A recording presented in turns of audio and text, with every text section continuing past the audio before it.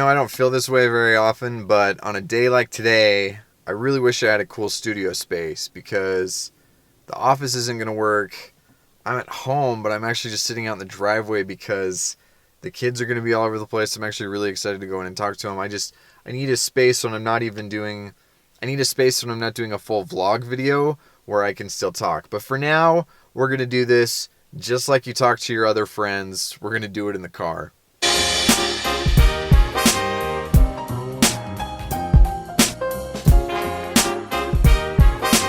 So you guys remember a video I put up a couple weeks ago about not wearing a black suit? Well, that was always intended to be kind of a setup or a first part in a two-part video series, mini-series, because I know that there are exceptions to that. If you go check that out, there are a few exceptions that were brought up in the comments. I received a ton more via email, and obviously it's intentional where I'm drawing this really hard line in the sand and then backing off of it because that's the way it works with style. There are no hard lines in the sand.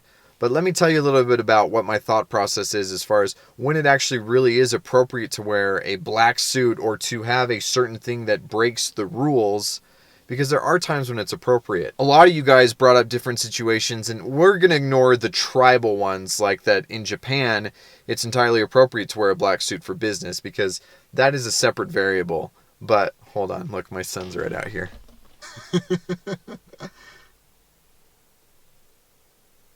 He knows it's the car, but I don't think he actually has registered the fact that if the car's here, that means Dad's home. Anyway, other than the tribal aspect of it, the main time that you want to break a rule that is a rule within your tribe is if you want to have a certain look.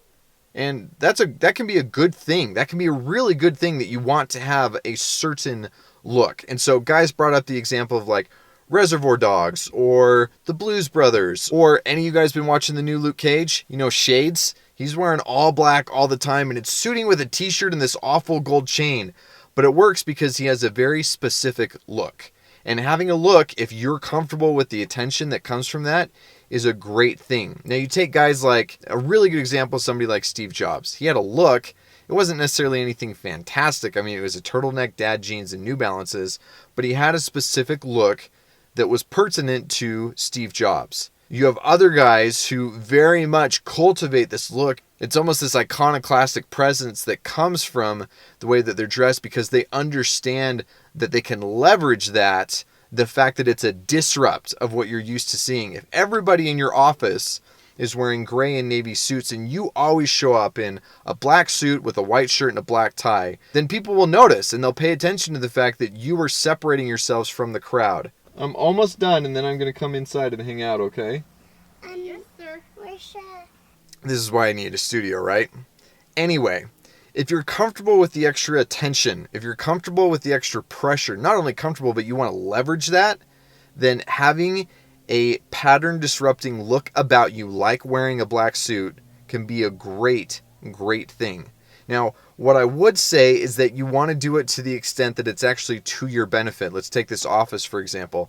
Everybody wears navy and gray suits. You show up in all black is very different than everybody's in navy and gray suits and you show up in a Ninja Turtle costume, right? I mean, very, very big difference between what those two things communicate. So you want to understand that just breaking the rules doesn't always do the job. You have to break the rules to a certain extent or to a certain degree or in a certain way to actually have it benefit you the way that you want it to. I would love to hear from you guys ways that you've seen other people or even that you've done yourselves as far as cultivating a specific look by bending or breaking existing rules within your tribe or within the environment that you're typically dressing for. All right, so speaking of being comfortable with that pressure, as you guys saw in the last video, I've got a whole new project that I'm working on. It's going to be an elite group of men, and it's talking about how to develop a leadership-like presence so that people want to follow you, so that people will respect you, so that you can actually command a room the way that you want to. If you're interested in that, whatever your position as a leader is, whether that's just amongst your friends, within a family, at work, or you just want to be more of a leader, check this out. It's called the Odysseus Undertaking.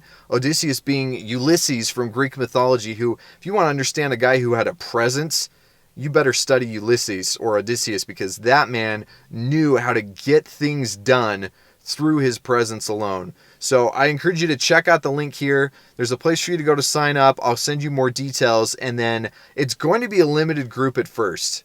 But as it grows, I'm going to invite more guys in. However, there are perks and benefits for being one of the guys who comes in. I'm going to reward your initiative and your leadership by wanting to come in and join me early on. So go check it out. Hope you guys like the video. Again, I'd love to hear what you think as far as ways that you can successfully leverage breaking the rules. I'll catch you on the next one.